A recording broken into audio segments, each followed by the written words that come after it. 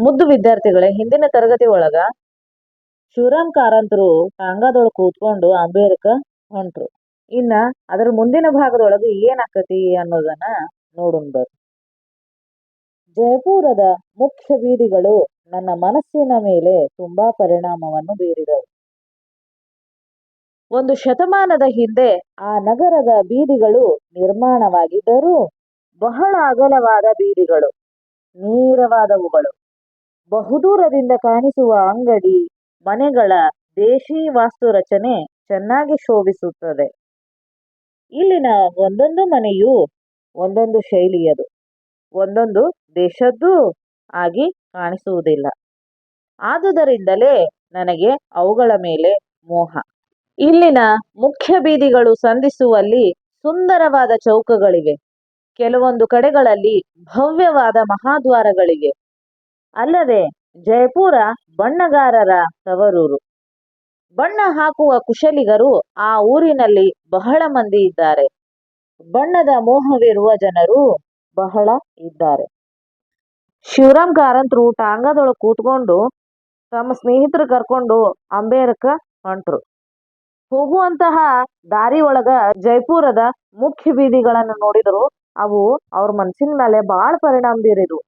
ಯಾಕಂದ್ರ ಒಂದು ಶತಮಾನದ ಹಿಂದನ ಅವು ನಿರ್ಮಾಣವಾಗಿದ್ದು, ಎಷ್ಟು ಗಟ್ಟಿಮುಟ್ಟಾಗಿದ್ದು, ಎಷ್ಟು ಅಗಲವಾಗಿದ್ದು, ನೋಡಿದ್ರ ನೇರವಾಗಿ ಕಾಣ್ತಾ ಇದ್ವು. ಅದಕ್ಕ ಅವು ಅವ್ರ ಮನಸ್ಸಿನ ಮೇಲೆ ಬಹಳ ಪರಿಣಾಮ ಬೀರಿದ್ದು.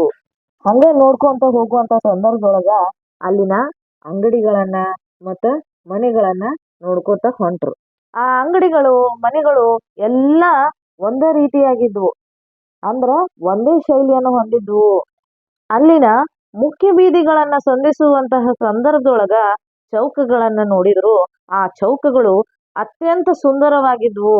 ಅಲ್ಲಿ ಇನ್ನೂ ಭವ್ಯವಾದ ದೊಡ್ಡ ದೊಡ್ಡ ಮಹಾದ್ವಾರಗಳಿದ್ವು. ಅವು ಮನೋಹರವಾಗಿದ್ವು ಅಂತ ಹೇಳಿ ಹೇಳ್ತಾರೆ.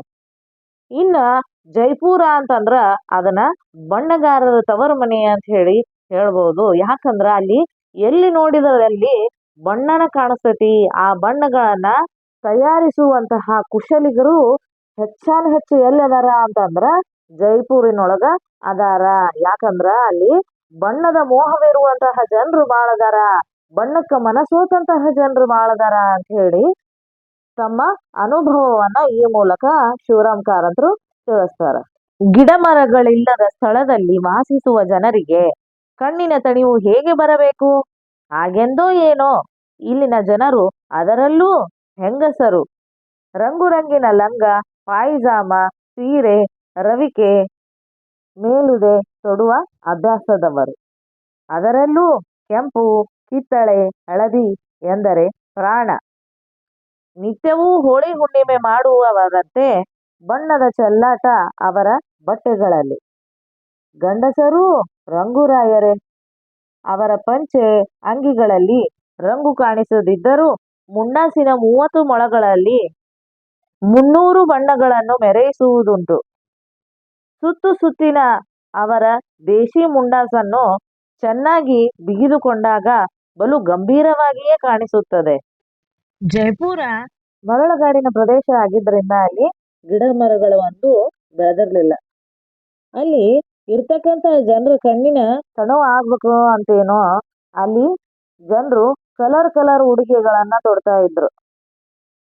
ಅವರಿಗೆ ಕೆಂಪು, ಕಿತ್ತಳೆ, ಹಳದಿ ಅಂತಂದ್ರ ಪಂಚಪ್ರಾಣ. ಅವರು ದಿನಾಲು ಯಾವುದೋ ಒಂದು ಹಬ್ಬ ಐತೇನೋ ಅನ್ನುವಂಗ ಶೃಂಗಾರ ಮಾಡ್ಕೋತಾ ಇದ್ರು. ಅದ್ರಾಗ ಹೆಣ್ಮಕ್ಳಂತೂ ಲಂಗ, ಪಾಯ್ಜಾಮ, ಸೀರೆ, ರವಿಕೆ ಮತ್ತ ಮೇಲುದೆ ಅಂದ್ರ ಮೇಲೆ ಮುಸುಕನ್ನ ಹಾಕೋತಿದ್ರಂತ. ನಿತ್ಯನೂ ಹೋಳಿ ಹುಣ್ಣಿಮೆ ಐತನೋ ಅನ್ನುವಂತಹ ಒಂದು ಬಣ್ಣಗಳ ಚೆಲ್ಲಾಟ ಅವರ ಬಟ್ಟೆಗಳ ಮೇಲೆ ಇರ್ತಿತ್ತು. ಗಂಡಸರು ಅದ್ರಾಗ ಏನ್ ಕಡಿಮೆ ಇರ್ಲಿಲ್ಲ ಅಂತ. ಅವರು ರಂಗಾಗಿ ಪೇಟವನ್ನ ಸುತ್ಕೋತಾ ಇದ್ರು. ಆ ಪೇಟ ಐತಲ್ಲ 30 ಮೊಳದ್ದಿರ್ತಿತ್ತಂತ. ಅದ್ರೊಳಗ 300 ಬಣ್ಣಗಳು ಮೆರಿತಾ ಇದ್ವು. ಸುತ್ತಿನ ಅವರ ದೇಶಿ ಮುಂಡಾಸು ಚೆನ್ನಾಗಿ ಬಿಗಿದುಕೊಂಡು ಅವರು ಬಲು ಗಂಭೀರವಾಗಿಯೇ ಕಾಣಿಸ್ತಿದ್ರು. ಮುಂಡಾಸ್ ಅಂದ್ರ ರುಮಾಲು. ಆ ತಲೆ ಮೇಲೆ ಆ ರುಮಾಲು ಸುತ್ತಿದಾಗ ಅವರು ಗಾಂಭೀರ್ಯ ವ್ಯಕ್ತಿಗಳಾಗಿ ಕಾಣಿಸ್ತಾ ಇದ್ರು. ಇನ್ನ ಮುಂದಿನ ತರಗತಿ ಒಳಗ ಅಲ್ಲಿರ್ತಕ್ಕಂತಹ ಕೋಟೆಗಳು, ಅರಮನೆಗಳು, ಗುಡಿ ಗೋಪುರಗಳು, ಜನಸಾಮಾನ್ಯರು ಯಾವ ರೀತಿ ವಾಸಿಸ್ತಾ ಇದ್ರು ಅನ್ನೋದನ್ನ ನಾವು ತಿಳ್ಕೊಳ್ಳೋಣ.